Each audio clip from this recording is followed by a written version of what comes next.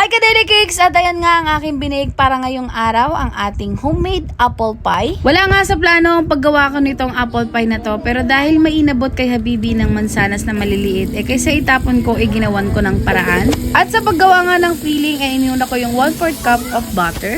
Then sinunod ko naman yung pinagkakat ko na maliit na mansanas. Naglagay din tayo ng 1/2 teaspoon ng nutmeg, then 2 tablespoon of cinnamon powder. Naglagay din tayo ng 1/2 cup sugar, 1/4 of water, then nag-squeeze tayo ng konti ng lemon at naglagay rin pala ako ng 1 tablespoon of cornstarch para pag nagdaglapot. At ayan, kung makikita nyo, ginamit ko na naman ang ating pangmalakasan na stand mixer. Sa paggamit ko nga nito ay hindi ko na kailangang mangawit at pawisan. Thankful tayo dahil kahit papano nag-i-improve ang ating mga ginagamit sa pagbibake. After ko ang inidyan ng 10 minutes, nag-rest din ulit ako ng almost 1 hour. After natin mag-rest ng 1 hour, kinuha ko na para ihulma natin siya sa ating paglalagyan o paglulutuan na pan. At kung mapapansin nyo nga, nilagay ko na rin yung ginawa nating apple jam o apple filling. At kung napansin nyo nga, ang ating pinaka-top ng ating apple pie malabasket ang design. Bago nga natin isalang sa oven, naglagay tayo ng egg wash gamit ang brush. After nga nyan, sinalang ko na sa oven sa 360 Fahrenheit, then 1 hour waiting bago maluto. Pag open ko pa nga lang, talagang amoy na amoy ko na yung pagka-apple pie niya, at ayun naman talaga, success na naman ang pagluto natin ng apple pie.